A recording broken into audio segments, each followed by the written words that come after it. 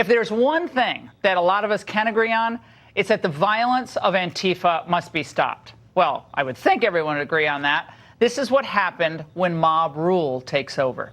Yo!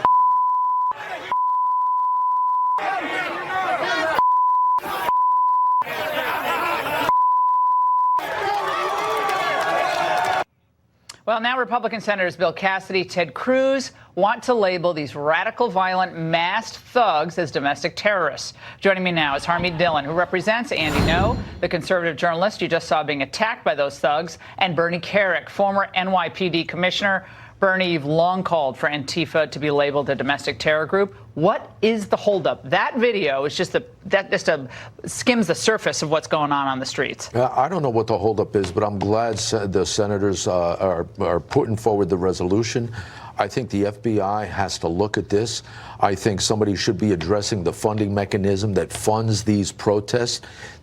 When you watch these videos, you see a lot of the same people over and over at different protests. Somebody's funding it. They're doing it for political reasons. Intimidation, threats, and violence for political reasons results in terrorism, and it has to be investigated and charged. Yeah, the FBI's definition of domestic terrorism, Harmeet, would certainly seem to fit. I mean, it's kind of obvious at this point. Your client, Andy Ngo, still hasn't gotten any satisfaction after horrible injury. What's the update from Portland police here? We haven't heard anything from Portland police, and within the 24 hours of the assault. You got photos of the people who are responsible. We got video of the people responsible. We have video. We have identification of several of them. And as Bernard said, we've seen some of those same people in other assaults in other states. So this is a multi-state criminal conspiracy that is operating with the tacit consent of big city law enforcement. ACLU says it's too broad, Harmeet, too broad.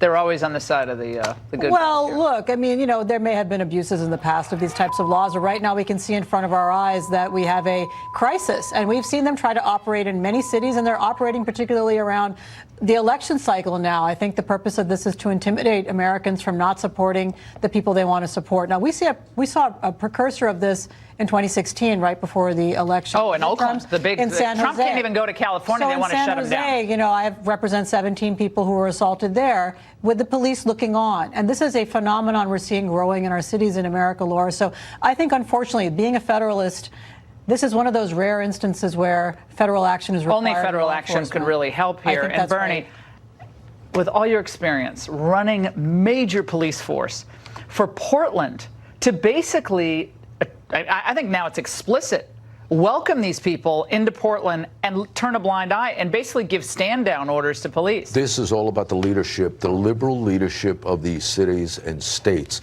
If this happened in New York City during my term under Rudy Giuliani, I promise you they would have been arrested, charged, prosecuted, and as to the fullest extent of the law.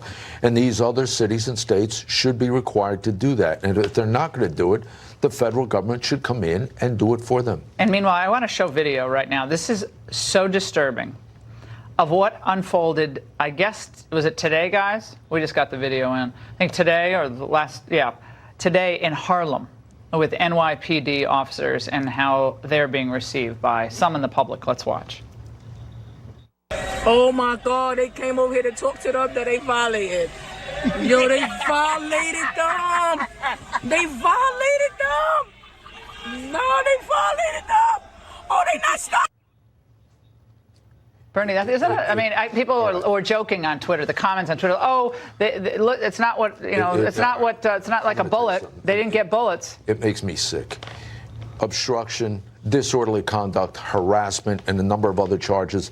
But they won't be charged because you have a mayor in New York City that won't allow it. He's a disgrace. De Blasio is an absolute disgrace. Be in New York City. Well, New York gets what it voted for. They get what they deserve with voting in de Blasio. Harmeet, I think of Rudy Giuliani. Even I don't think Bloomberg would have tolerated this. But the police just walked away. No This arrest. is the sanctuary No arrest. city movement, Laura, and these are that's right. sanctuary She's right. cities Right. for Antifa, and people are going to die. We've already had the first casualty here. It happened to be one of these Antifa thugs, but he would have taken out ICE officers. The guy in Tacoma, the firebomber there, and his associates are people who've been glorified by CNN, glorified by Keith Ellison, glorified by the mainstream media, and it's absolutely outrageous. For the police to be treated with such and laughing and narrating the video. And again, people on Twitter are like, oh, well, just water. It was a hot day. Or it's just a milkshake, but the milkshake and the water are used to blind the target. Well, it's meant to send a message. It's meant to send a message. We're almost up on a hard break. We control the streets. Yep, we that's right. control the streets. There are That's no-go the message. zones. That's exactly right. More liberal cities are becoming, in certain parts of certain neighborhoods, where you have no-go Democratic zones. leadership. Berkeley. By the way, BuzzFeed, excuse me, my earpiece is coming out. This is live TV. Isn't this fun? BuzzFeed is saying that Andy Ngo basically did all of this, Harmeet, to become a media star and to raise his profile. Oh, sure. That's despicable. And, people who are saying that, we're going to see them in court. All right, panel, thank you very much. It's great to have both of you on tonight on this big news night. Thanks. Democrats and the media are once again hyping a production